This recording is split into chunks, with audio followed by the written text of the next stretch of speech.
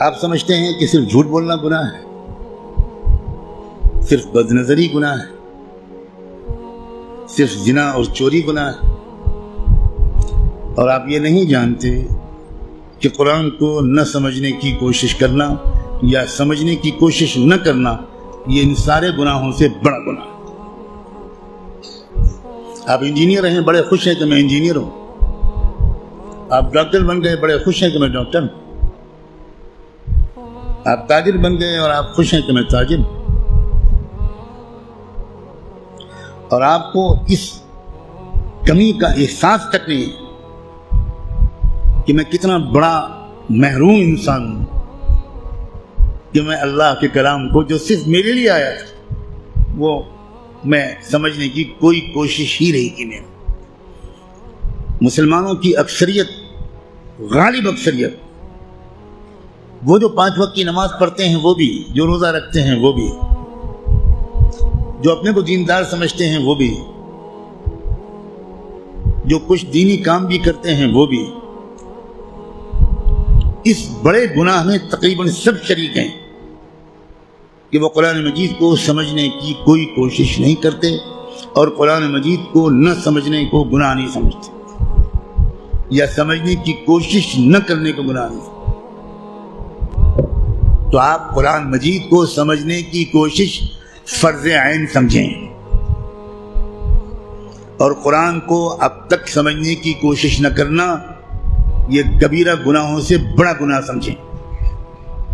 اور رمضان کا مہینہ جو گناہوں سے توبہ کرنے اور معافی مانگنے کا مہینہ ہے، اس میں سب سے زیادہ اس گناہ سے توبہ کریں۔ اللہ کے ہاں آپ کی بخشش اس لیے کہہ کر نہیں ہوگی کہ اللہ حضرت میں تعلیم کے حلقے میں بیٹھتا تھا اور اس میں منتخب احادیث پڑھی جاتی تھی، اس میں فضائل نماز پڑھی جاتی تھی۔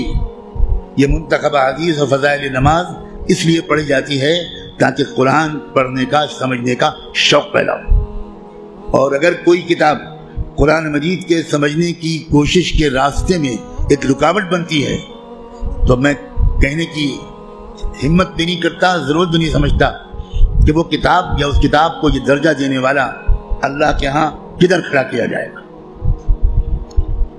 رسول اللہ یہ شکایت کریں گے قیامت کے دن کہ سن لیجیے یہ قرآن میں آیا ہے، اور شکایت کیا کریں گے؟ یہ نہیں کہیں گے کہ ان کی ٹوپی 4 کونوں کی نہیں ہوتی تھی، یہ شکایت نہیں کریں گے رسول اللہ مسلمانوں کی ان کی داڑھی چھوٹی تھی۔ رسول اللہ شکایت یہ کریں گے کہ اللہ یہ ہے میری قوم جس نے قرآن کو چھوڑ دیا تھا۔ آپ جس کی شفاعت کی دعائیں کر رہے ہیں وہی آپ کے خلاف اللہ کی عدالت میں مقدمہ دائر کرے گا۔ ہماری عورتیں 100% تقریباً قرآن مجید کو ٹھیک سے شاید پڑھ بھی نہیں پاتی، سمجھنا تو بہت دور کی بات ہے۔ ہم نے کبھی فکر ہی نہیں کی کیا ہو گیا، مجھے کچھ سمجھ میں نہیں آتا۔ قرآن صرف تلاوت کے لیے نہیں آیا ہے۔ اول تو کتنے لوگ سال بھر تلاوت کرتے ہیں وہ آپ خود جانتے ہیں، لیکن میں کہتا ہوں اگر آپ سال کے روزانہ تلاوت بھی کرتے ہیں تو ایک بہت نیک کام آپ ضرور کرتے ہیں، لیکن قرآن کا حق صرف تلاوت سے ادا نہیں ہوگا۔ آپ کے دوست کا خط آپ کے پاس آئے، آپ کی ماں اپنا خط لکھے، آپ دور کہیں رہتے اور ماں آپ کو خط بھیجے، آپ خالی اس خط کو روزانہ پڑھ لیا کریں گے بس؟ اور دوست یا ماں اگر آپ سے کوئی مطالبہ کرتی ہے تو آپ اس پر عمل نہیں کریں گے؟ یہی سلوک ہم قرآن کے ساتھ کر رہے ہیں۔ قرآن کیا ہے؟ اللہ کے خطوط کا مجموعہ ہے، لیکن ہم کو کچھ خبر نہیں کہ اللہ نے ہم کو خط میں کیا لکھا ہے۔ آپ کا دوست آپ کو خط لکھے اور آپ اس کو سمجھ نہ پائیں، آپ چین سے سوئیں گے؟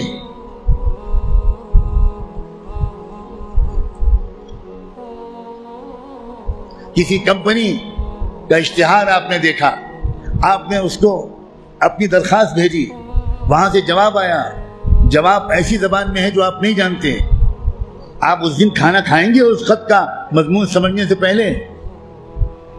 اب دوڑیں گے، بھاگیں گے، پتہ لگائیں گے یہ فرانسیسی زبان میں خط ہے تو میرے شہر میں فرینچ زبان کون جانتا ہے؟ اور آپ اس کی خوشامد کریں گے ذرا اس خط کو پڑھیے اور مجھے بتائیے کہ اس میں کیا لکھا ہے۔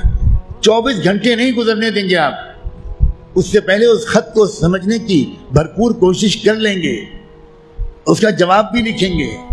لیکن قرآن ہے کہ 60 سال سے آپ کو پکار رہا ہے، اللہ کا خط ہے کہ 70 سال سے آپ کو آپ پاس آ رہا ہے، لیکن آپ نے ایسے کان بند کر رکھے ہیں، ہمیں کوئی دلچسپی نہیں اللہ کے خط سے، اللہ کہتے رہیں ہمیں کوئی دلچسپی نہیں، ہم بہت مشغول ہیں، ہمارے پاس فرصت نہیں ہے، ہم بڑے کامیاب تاجر ہیں، ہم اسٹوڈنٹ ہیں، ہم پروفیسر ہیں، ہم ڈاکٹر ہیں، ہم انجینئر ہیں، ہم پولیٹیکل ایکٹیوسٹ ہیں، ہم جرنلسٹ ہیں، ہم اخبار میں کام کرتے ہیں، ہم کہاں قرآن کا ترجمہ پڑھ پائیں گے؟ بھئی ہمارے پاس کہاں اتنا وقت ہے؟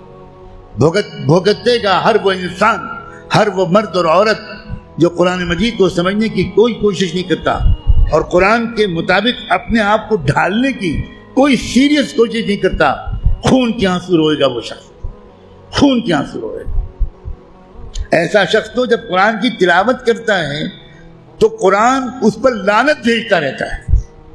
اب غور تو کریں، رب قارئ للقرآن والقرآن یلعنہ، یہ میرے باپ کی اور پیر کی کہی ہوئی بات نہیں ہے، یہ بات صادق و مصدوق رحمت دو عالم صلی اللہ علیہ وآلہ وسلم نے کہی کہ قرآن بہت سے لوگ پڑھتے ہوتے ہیں اور پڑھنے کے درمیان قرآن اس پر لعنت بھیجتا ہے، اے اللہ یہ مجھ پر یہ پڑھ رہا ہے، اس پر لعنت۔ اب قرآن کی لعنت پر اللہ تعالیٰ قبول نہیں کریں گے؟